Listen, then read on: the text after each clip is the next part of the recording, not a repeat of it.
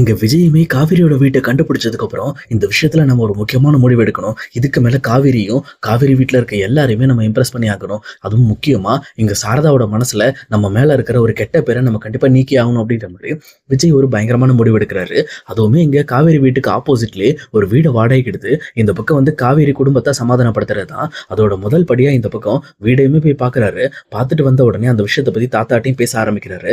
அப்ப தாத்தாவுமே, பரவாயில்ல விஜய், நீ எடுத்திருக்க முடிவு நல்ல முடிவு தான். ஆனா எந்த ஒரு காரணத்தை கொண்டும் நீ சாரதாவை சாதாரணமா நினைச்சிடாத. அவங்க ரொம்ப கோவப்பட்டாங்க அப்படின்னா மறுபடியும் பிரச்சனை பெருசாயிரும். அதனால எதா இருந்தாலும் சரி ரொம்பவே லிமிட்டோட நிறுத்திக்க, ரொம்ப அளவுக்கு அதிகமா அவங்களை கஷ்டப்படுத்திடாத அப்படின்ற மாதிரி தாத்தாவுமே சொல்றாங்க. அதை கேட்ட விஜயமே, நீங்க கவலையே படாதீங்க தாத்தா, கண்டிப்பா காவிரியை என் கூட கொண்டு வர்றதுக்கு நான் என்ன பண்ண முடியுமோ அதை பண்ணுவேன். ஆனா அவங்கள கஷ்டப்படுத்தாம தான் இந்த விஷயத்த நான் பண்ணுவேன் அப்படின்ற மாதிரி எங்க விஜயமே தாத்தாக்கு வாக்கு கொடுக்குறாரு. அதுக்கப்புறம் எப்பவும் போலயே அவருக்கு ஒரு 2 மாசத்துக்கு தேவையான துணி எல்லாம் எடுத்துக்கிட்டு அவருமே பேக் எல்லாம் பேக் பண்ணி இந்த பக்கம் கீழே எடுத்துட்டு வந்து நிற்கிறாரு. அப்ப கரெக்டா இந்த பக்கம் வந்து விஜய் பேக்கோட நிக்கிறத பார்த்த வெண்ணிலாவுமே இங்க ஓடி வந்து விஜய் ஹக் பண்ணிட்டு, நீ எங்க போற விஜய், என்னை விட்டு எங்க போற, நான் உன் கூட வரேன் அப்படின்ற மாதிரி அவங்களும் அடம்பிடிக்க ஆரம்பிக்கிறாங்க. இதை பார்த்துட்டு இருக்கிற தாத்தாக்கு ரொம்பவே டென்ஷன் ஆகுது. அதே நேரம் விஜயுமே, நர்ஸ் என்ன பண்றீங்க நர்ஸ், வெண்ணிலாவை அசால்ட்டா விட்டுட்டு உங்க வேலையை பார்த்துட்டு இருக்கீங்க அப்படின்ற மாதிரி கோவப்படுறாங்க. அப்ப கரெக்டா அங்க வந்து நர்ஸுமே, சார் நான் ரெஸ்ட் ரூம் போயிருந்தேன் சார், அவங்க சின்ன கேப் கிடைச்சாலும் அங்க இருந்து டக்கு டக்குன்னு ஓடி வந்துடுறாங்க. அதுலயே அவங்க உங்களை பார்த்துட்டாங்கன்னா அவங்களை என்னால கண்ட்ரோல் பண்ணவே முடியல, அவங்க ரொம்ப ஆக்ரோஷமா மாறிடுறாங்க அப்படின்ற மாதிரி எங்க நர்ஸுமே சொல்றாங்க. இந்த பக்கம் ரொம்ப நாளைக்கு முன்னாடி தாத்தா சொன்ன விஷயம் கொஞ்சம் கொஞ்சமா நடந்துட்டு இருக்க விஷயத்த நினைச்சு இந்த பக்கம் அவருமே கொஞ்சம் பயப்பட ஆரம்பிக்காரு. ஆனா அதே நேரத்துல இன்னொரு பக்கம் விஜயமே, நீங்க முதல்ல அவங்கள ரூமுக்கு கூட்டிட்டு போங்க, நான் ஒரு 2 மாசத்துக்கு அதிகமா இங்க வரமாட்டேன், வருவேன் அப்பப்போ வந்துட்டு தான் போவேன், பட் ஆனா என்னால ஃபுல்லா இங்க இருக்க முடியாது, நீங்க தான் ரொம்ப ஜாக்கிரதையா பாத்துக்கணும் அப்படின்ற மாதிரி இந்த பக்கம் அந்த நர்ஸ் கிட்ட சொல்லிட்டு வெண்ணிலாவையும் சேஃபா அங்க உள்ள அமுச்சு வச்சுட்டு விஜயும் கிளம்ப ட்ரை பண்றாரு. ஆனா அதே நேரத்துல தாத்தாவுமே, எங்க பாரு விஜய், எப்படியாவது காவேரி நீ வீட்டுக்கு கூட்டிட்டு வரதுக்குள்ள இங்க வீட்டுல இருக்கிற வெண்ணிலாவை நம்ம இந்த வீட்டை விட்டு அமிச்சாகணும். அது மட்டும் முக்கியமா ஞாபகம் வச்சுக்க, அவளுக்கு சரியானாலும் சரி ஆகலனாலும் சரி காவேரி வரேன்னு சொல்லிட்டா அடுத்த செகண்ட் நீ எதை பத்தியும் யோசிக்காம வெண்ணிலாவை மறுபடியுமே ஹோமுக்கோ இல்ல ஹாஸ்பிட்டலுக்கோ கூட்டிட்டு போயிடணும். அதுக்கு மட்டும் நீ ஓகேன்னு சொல்லிட்டு இங்க இருந்து கிளம்பு அப்படின்ற மாதிரி சொல்றாங்க. இதை கேட்டுட்டு இருக்க விஜய்க்கு என்ன பதில் சொல்றதுன்னு தெரியல. அவரும் அப்படியே ஸ்டன் ஆகி போய் நின்றுட்டு இருக்காரு. சொல்லப்போனா அவருக்கு காவேரியே ரொம்ப முக்கியம். இன்னொரு பக்கம் இங்க வெண்ணிலாக்கு சரியாகிறது அவரோட இன்னொரு முக்கியமான விஷயம். அதனால எதை விட்டு கொடுக்கறதுன்னு தெரியல. ஆனா விஜயமே தான் மனசளவுல ஒரு முக்கியமான முடிவு எடுத்து, இங்க பாருங்க தாத்தா, கண்டிப்பா வந்து காவேரி இந்த வீட்டுக்கு வரன்னு சம்மதிச்ச அடுத்த நிமிஷம் வெண்ணிலா சரியானாலும் சரி ஆகலனாலும் சரி அவ இந்த வீட்டுல இருக்க மாட்டா, அவளை இந்த வீட்டை விட்டு அனுப்புறதுக்கு நான் தயாரா இருக்கேன் அப்படின்ற மாதிரி இந்த பக்கம் வந்து விஜயமே வாயை திறந்து ஒரு பயங்கரமான விஷயத்த சொல்றாரு. இது கேட்டோன்னதான் இந்த பக்கம் வந்து தாத்தாக்குமே ஓகே, அப்போ பிரச்சனை இல்லை அப்படின்ற மாதிரி விஜயை அங்க இருந்து அனுப்பி வைக்கிறாங்க. அதே நேரத்துல இன்னொரு பக்கம் இந்த பக்கம் காவேரி வீட்லயுமே இப்போ போல அப்பள பிசினஸ்க்கு தேவையான மாதிரி இங்க குமரனும் அந்த மாவு, அதுக்கப்புறம் அந்த அப்பளம் போடுற அச்சு, இந்த மாதிரி விஷயங்கள் எல்லாத்தையுமே வாங்கிட்டு வராங்க. அப்ப காவேரி ரொம்ப ஆர்வத்தோட, ஓகே இதுக்கு மேல நம்ம சொந்தமா பிசினஸ் ஸ்டார்ட் பண்றோம், நம்மளும் பெரிய ஆளாகிறோம் அப்படின்ற மாதிரி இங்க நர்மதா கிட்டையும் சாரதா கிட்டையும் ரொம்பவே கேஷுவலா சிரிச்சு பேசி விளையாண்டுகிட்டு இருக்காங்க. அப்போ ரொம்பவே கேஷுவலா இந்த பக்கம் அவங்களோட வேலையை பார்த்துக்கிட்டு இருக்கும்போது கரெக்டா இந்த பக்கம் யாருமே எதிர்பார்க்காத மாதிரி அவங்க வீட்டுக்கு வெளியில பயங்கரமா வந்து ஒரு ரேடியோல இருந்து பாட்டு பாடுற சவுண்ட் கேக்குது. இதை கேட்டவொடனே என்ன இது பாட்டு பாடுற சவுண்ட் நம்ம வீட்டுக்கு வெளியில கேக்குது அப்படின்ற மாதிரி அவங்களும் ஷாக் ஆயிட்டு கரெக்டா வெளியில வந்து பாக்குறாங்க. ஆனா வெளியில வந்து பார்த்த உடனே இந்த பக்கம் பயங்கரமான ஷாக்கு. சொல்லப்போனா விஜய் கையில ஒரு ஃபிளவரோடையும் அதே நேரத்தில் அவர் ஷோல்டர்ல ஒரு ரேடியோவோடையும் இந்த பக்கம் வந்து வெயிட் பண்ணிக்கிட்டு இருக்காரு. இதை பார்த்த காவேரிக்கு பயங்கரமான ஷாக்கு. என்ன இது, இவர் இங்க இருக்காரு அப்படின்ற மாதிரி செம்மையா ஷாக் ஆகுறாங்க. அப்ப விஜயுமே, யாருன்னு பாக்குறியா காவேரி, நான் தான் ஹஸ்பண்ட் அப்படின்ற மாதிரி இந்த பக்கம் அவர் வெளியில வந்து நிற்கிறாரு. இதை பார்த்தோன்னே இந்த பக்கம் வந்து காவேரிக்கு தூக்கி வாரி போடுது. என்ன பதில் சொல்றதுன்னு தெரியல. அவங்களுமே இந்த பக்கம் படக்குன்னு கதவை சாத்திட்டு உள்ள போயிடுறாங்க. அதே நேரத்தில் இங்க விஜயுமே, ஆஹா காவேரி கிளம்பிட்டாளா, சரி ஓகே அடுத்து வேற காரணத்தை வச்சு ஆரம்பிப்போம் அப்படின்ற மாதிரி மறுபடியும் தன்னோட வீட்டுக்கு போய் எல்லா பொருளையும் வச்சுட்டு அடுத்த கேட்டப்ப போட்டுட்டு இந்த பக்கம் டைரக்டா காவேரியோட வீட்டுக்கு வந்து காலிங் பெல் அடிக்கிறாங்க. இந்த பக்கம் காவேரிக்கு ஒரே ரொம்ப பயமா இருக்கு. ஐயோ விஜய் வேற வந்துட்டாரு, அவர் எங்க இருக்காருன்னு தெரியல, என்ன பண்ண போறான்னு தெரியல அப்படின்ற மாதிரி ரொம்பவே பதட்டத்துல இருக்காங்க. அப்ப கதவை கரெக்டா நர்மதா திறக்கிறாங்க. இதை கரெக்டா வந்து இந்த பக்கம் விஜய் வெளியில நிக்கிறத பார்த்த நர்மதாவுமே பயங்கர ஹாப்பி ஆயிடுறாங்க. வாங்க எப்படி இருக்கீங்க அப்படின்ற மாதிரி ரொம்பவே கேஷுவலா பேச ஆரம்பிக்கிறாங்க. ஆனா இதை பார்த்துட்டு இருக்க விஜயுமே, நல்லா இருக்கியா குட்டி அப்படின்ற மாதிரி ரொம்பவே சகஜமா தான் பேச ஆரம்பிக்கிறாரு. ஆனா இந்த பக்கம் வீட்டுல இருக்க எல்லாருமே இங்க விஜய் நிக்கிறத பார்த்தோன்னே ரொம்பவுமே கோவப்பட ஆரம்பிக்கிறாங்க. அதே நேரம் இங்க காவேரியோட அம்மாவுமே, நீங்க எதுக்கா இங்க வந்தீங்க, மறுபடியும் எங்களை தேடி தொந்தரவு பண்ண வந்தீங்களா அப்படின்ற மாதிரி கேட்கறாங்க.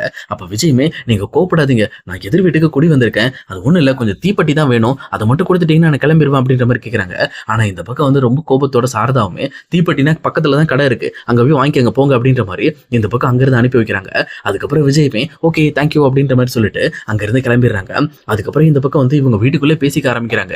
என்ன இது, இந்த ஆள் மறுபடியும் இங்கேயே வந்துட்டான், காவேரிக்காக தான் வந்திருக்கான், கண்டிப்பா காவேரி இந்த ஆள் கூட அனுப்பக்கூடாது அப்படின்ற மாதிரி சாரதா ஒரு பக்கம் முடிவுல இருக்காங்க. ஆனா அதே நேரம் இன்னொரு பக்கம் இங்க குமரனோட மனசுல கொஞ்சம் வந்து குட் ஃபீல் வர ஆரம்பிக்குது. ஏன்னா அவருமே வந்து இங்க காவேரியோட வாழ்க்கையை நம்ம தான் கெடுத்துட்டோம்னு சொல்லி நினைச்சிட்டு இருக்காரு. ஆனா இப்போ எல்லாமே சரியாக நிலைமைக்கு வந்துருச்சு, நம்ம எனக்கு தெரிஞ்ச வரைக்கும் காவேரியை கன்வின்ஸ் பண்ணி கூட்டு போறதுக்கு தான் விஜய் இப்படி பண்றாரு அப்படின்ற மாதிரி அவரும் கொஞ்சம் கொஞ்சமா புரிஞ்சுக்க ஆரம்பிக்கிறாரு. அதே நேரத்துல மறுபடியும் விஜய் இந்த பக்கம் வந்து மறுபடியும் ஒரு பிரச்சனை பண்ற மாதிரி இங்க மறுபடியும் வந்து பெல் அடிக்கிறாரு. இந்த பக்கம் மறுபடியும் அவங்கள கதவை திறந்து என்ன ஆச்சு அப்படின்னு சொல்லி கேட்கிறப்பதான் தெரியுது அவர் வந்து இந்த மாதிரி நான் தேங்காய் உடைக்க போறேன், சொல்லப்போனா பால் காய்ச்சணும், அதுக்கு தேங்காய் உடைக்கிற மாதிரி ஏதாவது டூல்ஸ் இருக்கா அப்படின்ற மாதிரி மறுபடியும் வந்து டார்ச்சர் பண்றாங்க. ஏன்னா இந்த டூல்ஸை போய் கடையில கேட்க முடியாதுல்ல, அதனாலதான் உங்ககிட்ட வந்து கேட்டேன் அப்படின்ற மாதிரி இங்க ரொம்பவே நக்கலா பேசிக்கிட்டு இருக்காங்க. ஆனா இதை பார்த்துட்டு இருக்கவங்களுக்கு இவங்களுக்கு என்ன பதில் சொல்றதுன்னே தெரியல. எங்க கங்காவும் சிரிக்க ஆரம்பிச்சிடுறாங்க. தம்பி இங்க பாருங்க, எங்க கிட்ட டூல்ஸ் எல்லாம் எதுவும் இல்ல, நீங்க வேற ஏதாவது வச்சு உடைங்க போங்க அப்படின்ற மாதிரி இங்க விஜயுமே அங்கிருந்து அனுப்பிச்சிடுறாங்க. அதுக்கப்புறம் இவங்க வீட்டுல இருக்க எல்லாருமே கொஞ்சம் நார்மல் ஆயிட்டு என்ன பண்றது, இந்த விஜய் வேற அடிக்கடி வந்துகிட்டு இருக்கானே, இனிமேல் எப்படி நம்ம காவேரியை இந்த விஷயத்துல இருந்து தப்பிக்க வைக்கிறது அப்படின்ற மாதிரி யோசிச்சுட்டு இருக்காங்க. சரி உடனே இந்த பக்கம் பாட்டியுமே சரி சரி அதெல்லாம் அப்புறம் பத்தி யோசிப்போம், முதல்ல அப்பளம் செஞ்சு வச்சோம்ல அதை கொண்டு போய் நம்ம மொட்டை மாடியில காய போட்டுருவோம் வாங்க அப்படின்ற மாதிரி அவங்களும் இவங்க எல்லாரையும் கூப்பிட்டு மொட்டை மாடிக்கு போய் இந்த பக்கம் அப்பளம் காயப்பட ஆரம்பிக்கிறாங்க. அப்ப கரெக்டா இந்த பக்கம் விஜயுமே பக்கத்து மாடி வழியா ஏறி வந்து இந்த பக்கம் காவேரி அப்பளம் காய போட்டுட்டு இருக்கும்போது அவங்கள தன்னை பார்க்க வைக்கிறதுக்காக சைகை காட்டிட்டு இருக்காங்க. ஆனா காவேரி அந்த விஷயத்தை கவனிக்காததுனால அங்கிருந்த ஒரு சின்ன காங்கிரீட் துண்டு எடுத்து லைட்டா இந்த பக்கம் வந்து காவேரி மேல ஏறிறாங்க. ஆனா அது கரெக்டா மாறி இங்க சாரதா மேல பட்டுருது. அவங்களும் என்ன இது என் மேல வந்து விழுது, இது யார் போடுறா அப்படின்ற மாதிரி சுத்தி முத்தி பார்க்க ஆரம்பிக்கிறாங்க. அப்பதான் இந்த பக்கம் காவேரி பாக்குறாங்க இதை பண்ணது விஜய் தான் சொல்லிட்டு அவங்களும் ரொம்பவே ஷாக் ஆயிட்டு என்ன சொல்றதுனே தெரியாம அப்படி மிரண்டு போய் நின்றுட்டு இருக்காங்க. அதுக்கப்புறம் விஜயுமே அங்க இருந்து மாட்டிக்க கூடாதுங்கிறதுக்காக எகிரி குதிச்சு ஓடிடுறாரு. இன்னொரு பக்கம் இந்த சில்மிஷம் எல்லாத்தையுமே இங்க குமரன் தான் கவனிச்சுட்டு இருக்காரு. அதே நேரம் கங்காவுமே கவனிக்கிறாங்க. அவங்களுக்கும் தெளிவா புரியுது இங்க விஜய் வந்து காவேரியை கூட்டிட்டு போகாம இந்த இடத்த விட்டு கிளம்ப மாட்டாரு, அவர் ஒரு முடிவோட வந்திருக்காரு அப்படிங்கிற விஷயத்த ரெண்டு பேருமே ரொம்பவே தெளிவா புரிஞ்சுக்கிறாங்க. அதுக்கப்புறம் இங்க காவேரியுமே அம்மா நான் கொஞ்சம் கடைக்கு போயிட்டு வந்துடுறேன், எனக்கு ஒரு முக்கியமான பொருள் வாங்க வேண்டியது இருக்கு அப்படின்ற மாதிரி அவங்களுமே கொஞ்சம் மெடிக்கல் வரைக்கும் போறதுக்காக வெளியில வராங்க. அப்ப கரெக்டா இங்க விஜயுமே கையில ஃபிளவரோட இந்த பக்கம் வந்து காவேரி பின்னாடி வந்து நிக்கிறாங்க. ஆனா காவேரியுமே எதுக்காக என்ன இப்படி டார்ச்சர் பண்றீங்க, ஏன் இந்த மாதிரி என் பின்னாடி வந்து என்ன தொந்தரவு பண்றீங்க அப்படின்ற மாதிரி கேட்கறாங்க.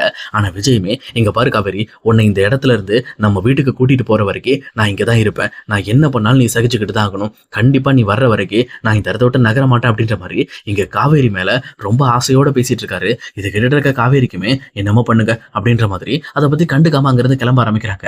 ஆனா இந்த பக்கம் காவேரியோட மனசுல பயங்கரமா சிரிப்பு வர ஆரம்பிக்குது. சொல்லப்போனா விஜய் தனக்காக இந்த அளவுக்கு இறங்கி வந்திருக்காரு அப்படின்னா எந்த அளவுக்கு நம்ம மேல லவ் இருந்திருக்கும் அப்படின்ற மாதிரி அவங்க ஒரு பக்கம் யோசிச்சுட்டு இருக்காங்க. இங்க விஜயுமே கண்டிப்பா காவேரியோட மனசை மாத்தி மறுபடியுமே என்னோட மனைவியா என் வீட்டுக்கு கூட்டிட்டு போவேன்னு சொல்லி ஒரு முடிவோட இருக்காரு.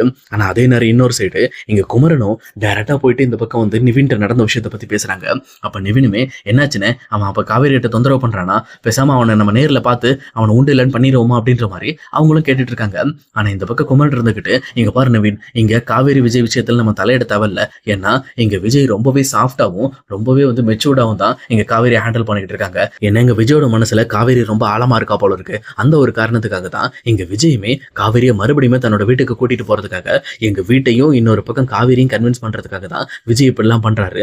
எனக்கு தெரிஞ்ச வரைக்கும் நாம விஜய்க்கு ஹெல்ப் பண்ற டைம் வரும், அந்த டைம் வர்றப்போ நம்மளால முடிஞ்ச ஹெல்ப்பை கண்டிப்பா நம்ம கொடுக்கணும் அப்படின்ற மாதிரி இந்த பக்கம் அவங்க பேசிட்டு இருக்காங்க. அப்பதான் நிவின் இருந்துகிட்டு அண்ணா எனக்கு ஒரு ஐடியா தோணுதுண்ணே, நான் ஒரு ஐடியா சொல்றேன் கேளுங்க, இந்த மாதிரி விஜய் அப்பப்போ காவேரிட்ட வந்து பேசுறப்போ நீ விஜய் பிடிச்சி மிரட்டுற மாதிரி ஒரு ஆக்டிங்க போடுனே, ஆட்டோமேட்டிக்கா நீ இந்த மாதிரி விஜயை மிரட்டியும் இந்த மாதிரி வந்து அவர் கோவப்பட்டாலும் இந்த இடத்த விட்டு போக மாட்டேங்கிறாங்கன்னு சொல்லி தெரிஞ்சிட்டாலே ஆட்டோமேட்டிக்கா அத்தை மனசுல இருக்க கோபம் கொஞ்சம் கொஞ்சமா குறைய ஆரம்பிக்கணும். ஏன்னா எவ்வளவு பிரச்சனை வந்தாலும் தான் பொண்ணுக்காக வந்து நிக்கிறாங்க அப்படின்ற எண்ணம் அவங்க மனசுல வரும் அப்படின்ற மாதிரி இங்க நிவினுமே எடுத்து சொல்லிக்கிட்டு இருக்காங்க. இது கேட்டோன்னு குமரனும் சரி நீ சொன்ன ஐடியா செமையா தான் இருக்கு, அதை கண்டிப்பா ஒரு நாள் நம்ம ட்ரை பண்ணலாம், இப்போதைக்கு அதுக்குண்டான டைம் வரட்டு அப்படின்ற மாதிரி இங்க குமரனுமே இங்க காவேரியும் விஜயும் சேர்த்து வைக்கிறதுக்கு அவரும் தயாராயிட்டாரு. இதே மாதிரி இங்க காவேரி விஜயும் ஒரு வழியா சேர்ந்துட்டு மறுபடியுமே சாரதா கிட்ட பர்மிஷன் வாங்கி இங்க காவேரியை விஜய் தன்னோட வீட்டுக்கு கூட்டிட்டு போயிட்டாருன்னா எல்லாமே கியூர் ஆயிடும். அதனால என்ன நடக்க போகுது அப்படிங்கிறத இனி வரப்போற எபிசோட்ல கண்டிப்பா பார்க்கலாம் guys.